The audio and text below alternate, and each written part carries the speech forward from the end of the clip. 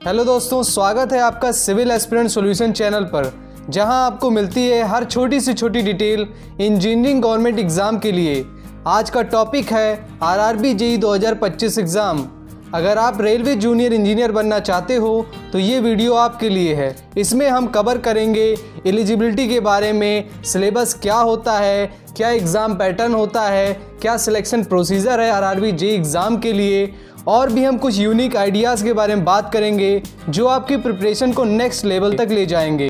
तो वीडियो को एंड तक जरूर देखें। चलिए शुरू करते हैं। तो आज का हमारा डिस्कशन आरआरबी जेईई 2025 के इन सभी टॉपिक्स पर होने वाला है, जिसमें सबसे पहले हम लोग डिस्कस करेंगे व्हाट इज़ आरआरबी जेईई। उसके बाद हम लोग उसकी जॉब प्रोफाइल के बारे में बात करेंगे, सैलरी क्या होती है, क्या क्या आपको अलाउंसेस मिलते हैं इसमें। फिर उसके बाद हम लोग प्रमोशन के बारे में बात करेंगे, एलिजिबल ब्रांचेस के बारे में बात करेंगे, कौन कौन सी ब्रांचेस यहाँ पे एलिजिबल होती हैं, एज लिमिट के बारे में डिस्कशन करेंगे कि किस किस एज तक आप अप्लाई कर सकते हैं इसमें, एजुकेशनल क्वालिफिकेशन एंड एलिजिबिलिटी के बारे में बात करेंगे।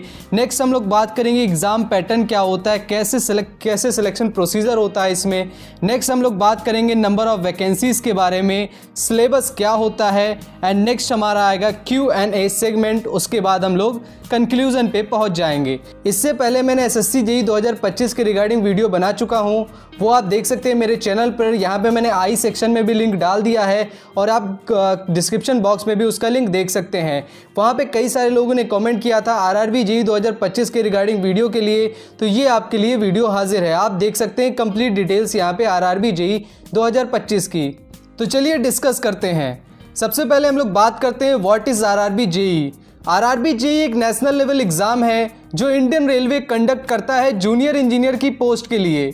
इसमें सिविल, मैकेनिकल, इलेक्ट्रिकल और इलेक्ट्रॉनिक ब्रांचेस के स्टूडेंट यहाँ पे रिक्रूट किए जाते हैं। ये एक ड्रीम जॉब है जो आपको स्टेबल कैरियर और रेलवे इंफ्रास्ट्रक्चर प्रोजेक्ट पर काम करने का मौका देती है।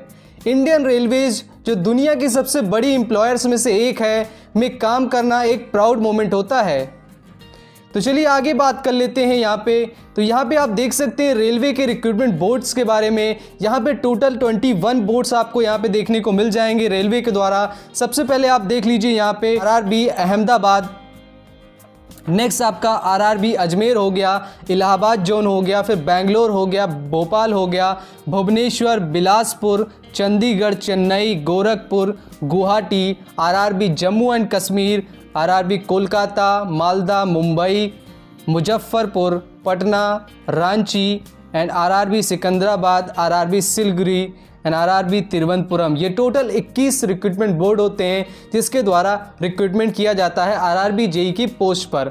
नेक्स्ट आगे हम लोग डिस्कस कर लेते हैं। तो यहाँ पे हम लोग डिस्कस करने वाले हैं आरआरबी जेईई के 2025 के कैलेंडर के बारे में।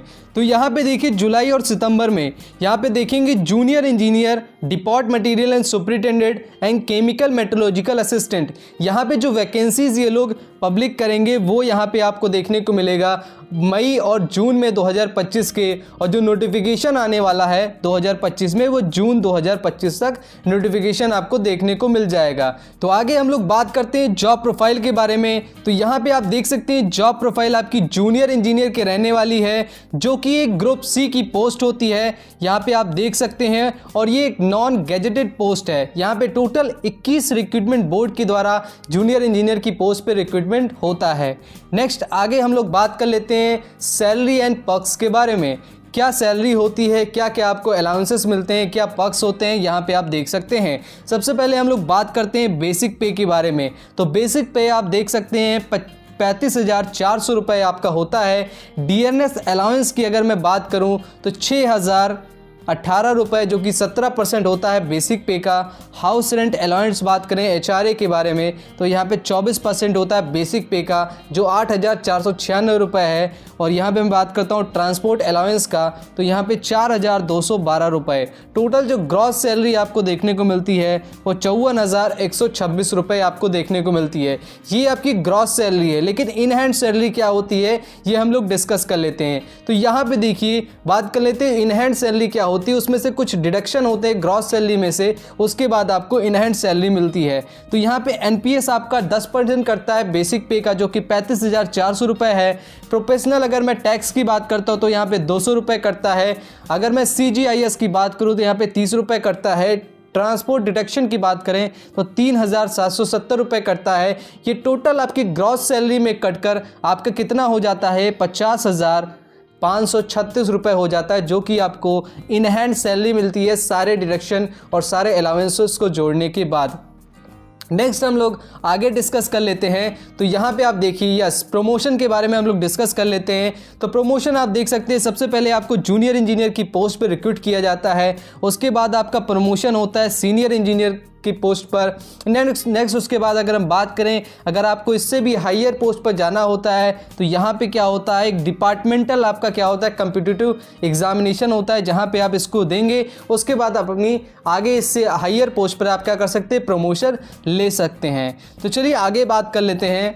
तो यहाँ पे आगे देखिए एलिजिबल ब्रांचेस के बारे में हम लोग बात कर लेते हैं, कौन कौन सी यहाँ पे ब्रांचेस जो हैं एलिजिबल होती हैं इस एग्ज़ाम में। तो यहाँ पे आप देख सकते हैं पहली ब्रांच के बारे में देखिए, मैकेनिकल एंड एलाइड इंजीनियरिंग होता है, इलेक्ट्रिकल एंड एलाइड इंजीनियरिंग हो गया, इलेक्ट्रॉनिक एंड एलाइड इंजीनियरिंग हो गया, सिविल एंड एलाइड इंजीनियरिंग। तो यहाँ पे अलग अलग ये जो ब्रांचेस हैं एलाइड इंजीनियरिंग, इसके रिगार्डिंग भी आपकी यहाँ पे जो कैटेगरी यहाँ पे डिवाइड कर रखी है इंजीनियरिंग डिपार्टमेंट से। जैसे आप देख सकते हैं मैकेनिकल एंड एलाइड इंजीनियरिंग की बात करें तो यहाँ पे मैकेनिकल इंजीनियरिंग हो गया, प्रोडक्शन इंजीनियरिंग हो गया, ऑटोमोबाइल इंजीनियरिंग हो गया, मैन्युफैक्चरिंग इंजीनियरिंग हो गया, मैकेट्रॉनिक हो गया, आपका इलेक्ट्रिकल इंजीनियरिंग हो गया, machining engineering, tool and machining, tool and die making engineering, combination of any stream of basic stream of above discipline. तो ये सब क्या होती है, मैकेनिकल और एलाइड इंजीनियरिंग के अंतर्गत आती हैं। ऐसे आप देख सकते हैं इलेक्ट्रिकल एंड एलाइड इंजीनियरिंग के अंतर्गत कौन कौन सी ब्रांचेस आती हैं, इलेक्ट्रॉनिक एंड एलाइड इंजीनियरिंग के बारे में कौन कौन सी ब्रांचेस के अंतर्गत आती हैं।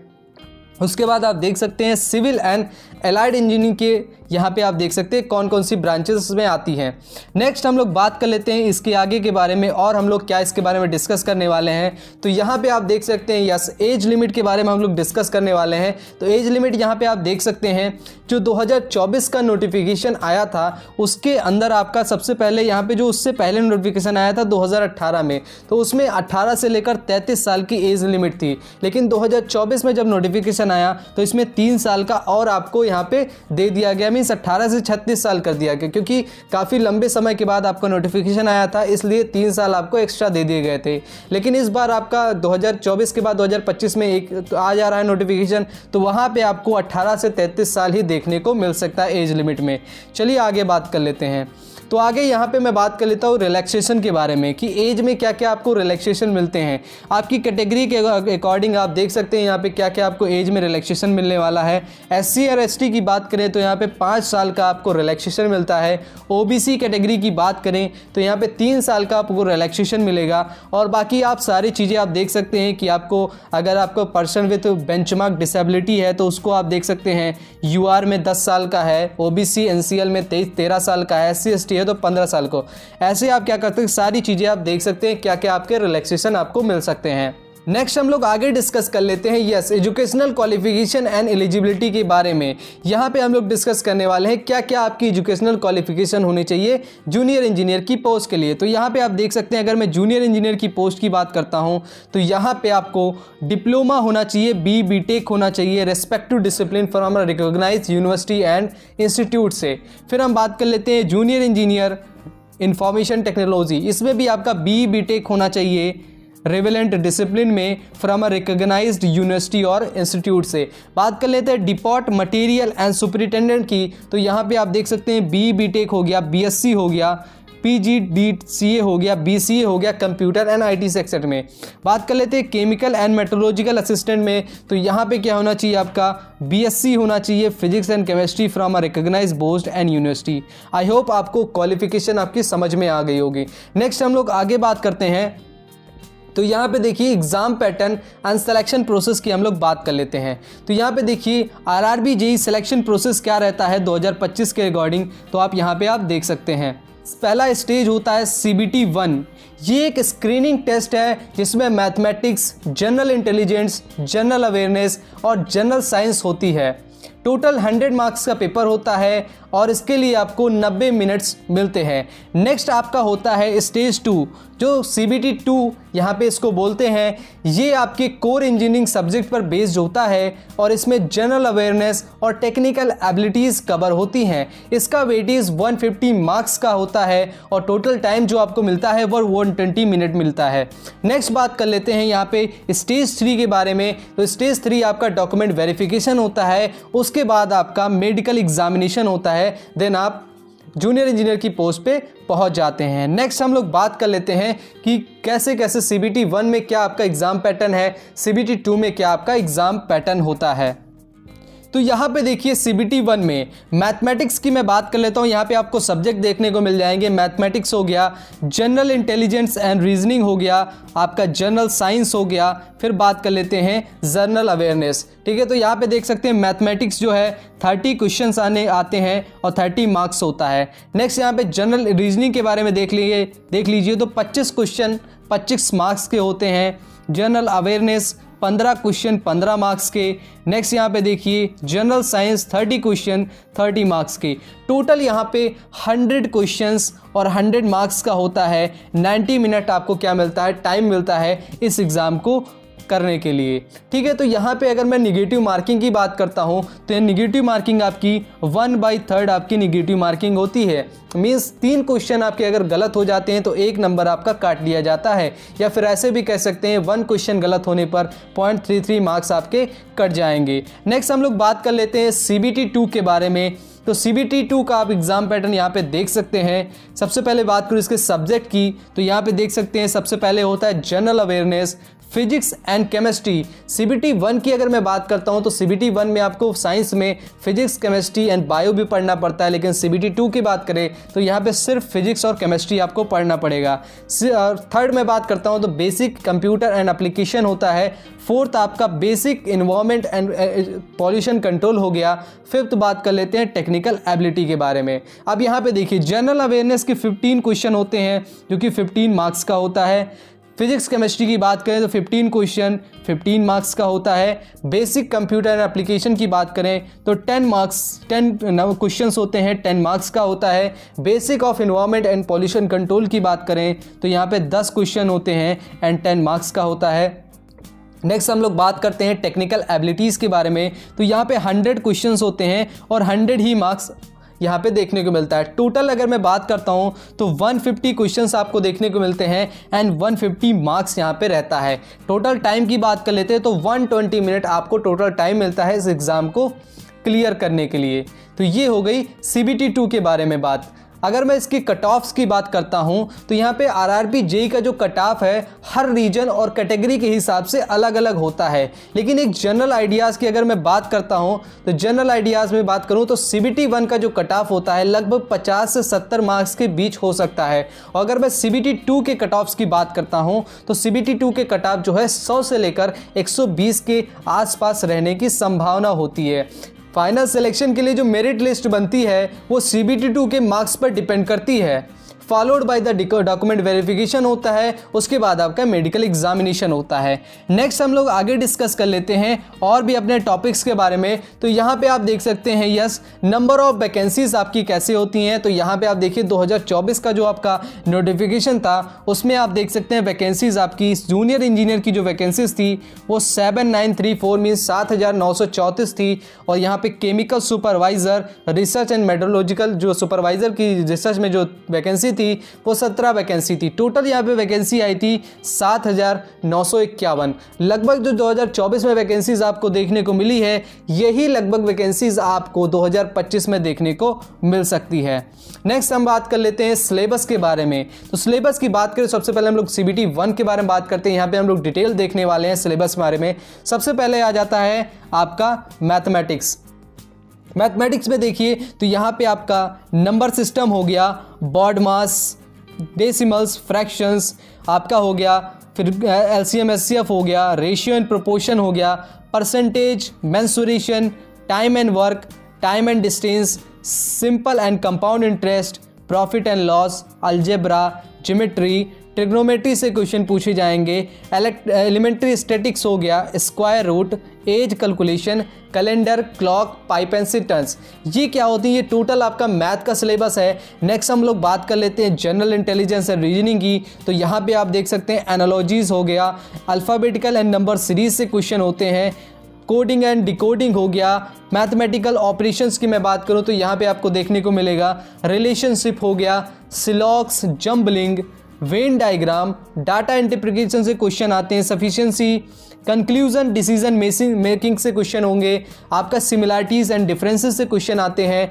एनालिटिकल एंड रीजनिंग आपकी देखने को मिलती है, क्लासिफिकेशन हो गया, direction statement, argument and assumptions. ये सारे टॉपिक्स आपके जनरल इंटेलिजेंस एंड रीजनिंग के होते हैं। अगर मैं बात कर लेता हूँ जनरल अवेयरनेस की, तो यहाँ पे जनरल अवेयरनेस के बारे में देख सकते हैं कि आपका करंट अफेयर से क्वेश्चन होगा, इंडियन ज्योग्राफी होगी, कल्चर हिस्ट्री के बारे में क्वेश्चंस होंगे, फिर आपका पॉलिटी होगा, इंडियन इकोनॉमी से क्वेश्चन होंगे, एनवायरमेंट इश्यूज़ की बात करते हैं जैसे वर्ल्ड में क्या चल रहा है, स्पोर्ट्स में क्या क्या आपको पुरस्कार मिल रहे हैं या कौन सा कोई क्या चल रहा है स्पोर्ट्स में, कैसे क्वेश्चन है। फिर हम बात कर लेते हैं general scientific and technological development के बारे में क्वेश्चंस आपके रहते हैं। तो नेक्स्ट हम लोग बात करते हैं जनरल साइंस के बारे में। तो यहाँ पे क्लियरली आप देख सकते हैं फिजिक्स, केमिस्ट्री एंड आपका लाइफ साइंस, जो कि यहाँ पे क्लियरली मेंशन कर दिया गया है up to 10th standard CBSE syllabus के अकॉर्डिंग आपको पूछा जाएगा। तो ये हो गया CBT 1। और एक चीज़ मैंने आपको नहीं बताई कि यहाँ पे आपको क्या करना है, बेसिक जो आपको ध्यान देने वाली बात है CBT 1 में, वो आपको फोकस करना होगा मैथमेटिक्स पर, और मैं बात कर लेता हूँ जनरल इंटेलिजेंस एंड रीजनिंग पर एंड यहाँ पे जनरल साइंस पर। ये 3 मेजर पोर्शन है जो आपके 30 नंबर्स, 25 मार्क्स और 30 मार्क्स ये आपके कवर करेंगे। मींस 85 नंबर्स के ये टॉपिक्स हैं, 3 टॉपिक्स। अगर आप जनरल अवेयरनेस को थोड़ा सा अवॉइड भी कर देते हैं तब भी आप आराम से CBT 1 को क्लियर कर सकते हैं इन 3 सब्जेक्टों को, लेकिन आपको एकदम स्ट्रॉन्ग करना होगा mathematics, reasoning and general science के बारे में। नेक्स्ट हम लोग डिस्कस कर रहे थे सिलेबस में, तो सिलेबस में बात कर लेता हूँ। CBT 1 की मैंने बात कर ली, CBT 2 के सिलेबस की हम लोग बात करते हैं। तो यहाँ पे आप देख सकते हैं पहला सब्जेक्ट होता है जनरल अवेयरनेस, जो मैंने आपको बता दी, जैसा जनरल अवेयरनेस CBT 1 में होता है वैसा सेम ही आपको सिलेबस देखने को मिलता है CBT 2 में। फिर बात करते हैं फिजिक्स एंड केमिस्ट्री जो आपको देखने को मिलती है, ये भी आपकी up to 10th standard CBSE syllabus के अकॉर्डिंग पूछा जाता है।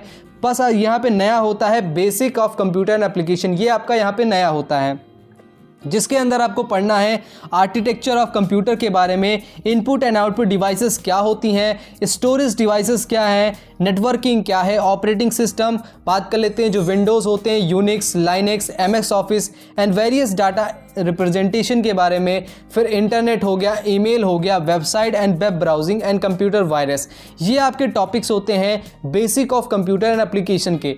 नेक्स्ट बात करते हैं हम लोग basic of environment and pollution control के बारे में। तो यहाँ पे देखिए basic of environment, adverse effect of environment pollution, control strategies क्या होती हैं, कैसे कैसे आप इन्वायरमेंट के जो पॉल्यूशन है उसको कंट्रोल कर सकते हैं।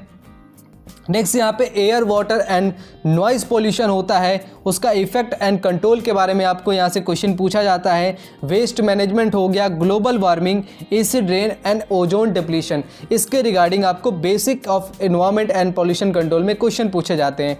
नेक्स्ट आपका आता है टेक्निकल एबिलिटीज़, यहाँ से आपके अपने अपने ब्रांच के अकॉर्डिंग आपको क्या मिलते हैं, क्वेश्चंस यहाँ पे देखने को मिलते हैं। ठीक है, अगर आपको डिटेल्ड यहाँ पे सिलेबस आपको चाहिए कि भाई यहाँ पे सिविल का क्या सिलेबस है, आपका इलेक्ट्रिकल का क्या है, मैकेनिकल का क्या है, इलेक्ट्रॉनिक का क्या सिलेबस है, और ये मैंने क्या किया है 2024 का जो आपका नोटिफिकेशन था उसको, वो बहुत लंबा नोटिफिकेशन है, उसमें हमने क्या किया है जो भी CBT 1 का है, CBT 2 का सिलेबस है, वो मैंने वहाँ से एक्सट्रैक्ट किया है और एक PDF फाइल आपकी बना दी है। आप क्या करेंगे, इस QR कोड को अगर आप स्कैन करेंगे तो आप क्या कर पाएंगे कि आप अपने जो सिलेबस का PDF है वो डाउनलोड कर पाएंगे। साथ ही साथ अगर आपको स्टडी मटीरियल चाहिए इसके रिगार्डिंग तो आप क्या कर सकते हैं, मेरे टेलीग्राम चैनल के QR को भी आप स्कैन करके टेलीग्राम चैनल पे जोड़ सकते हैं, जहां पे आपको कंप्लीट स्टडी मटेरियल भी मिल जाएगा और सिलेबस क्या है वो सारी चीज़ें आपको मेरे टेलीग्राम चैनल पे मिल जाएगी। आप इस QR कोड को स्कैन करके वहां पे जा सकते हैं। नेक्स्ट हम लोग बात कर लेते हैं यहाँ पे, यस हमारा आ जाता है Q&A सेगमेंट। यहाँ पे आपको क्या करना है कि यहाँ पे सबसे पहले हमने सिलेबस की बात की है, लेकिन डिटेल जो सिलेबस है आपका जो इंजीनियरिंग ब्रांच से रिलेटेड है, जैसे मैं टेक्निकल की बात करता हूँ उसके सिलेबस की, वो काफ़ी बड़ा सिलेबस, उसको डिस्कस करने में काफ़ी टाइम लगेगा। इसीलिए अगर आपको कंप्लीट डिस्कशन चाहिए सिलेबस का तो आप क्या कर सकते हैं, आप वीडियो के कमेंट सेक्शन में आप कमेंट कर सकते हैं। नेक्स्ट अगर मैं बात करता हूँ प्रिपरेशन स्ट्रेटजीज़ के बारे में, तो यहाँ पे देखिए मास्टर प्रिपरेशन स्ट्रेटजी अगर आपको चाहिए तो आप इसके रिगार्डिंग भी कमेंट कर सकते हैं। आपको कौन कौन सी इंपॉर्टेंट बुक्स होती हैं जिससे आप आरआरबी जेईई एग्ज़ाम को क्रैक कर सकते हैं, वो मैंने ऑलरेडी एक वीडियो बना रखी थी 2024 में।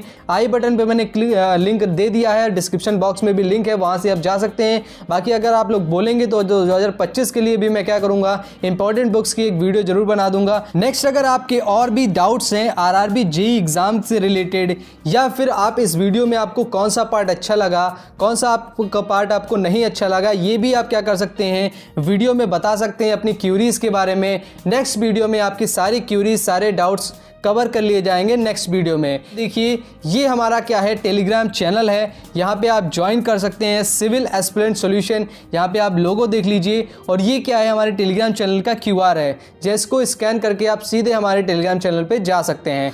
वहाँ पे आपको सारी चीज़ें मिल जाएंगी, सिलेबस हो गया, एग्ज़ाम पैटर्न हो गया, और स्टडी मटेरियल जो भी इस रिक्वायर्ड है आरआरबी जेईई एग्ज़ाम को क्रैक करने के लिए, सारी चीज़ें आपको मेरे टेलीग्राम चैनल पर मिल जाएगी।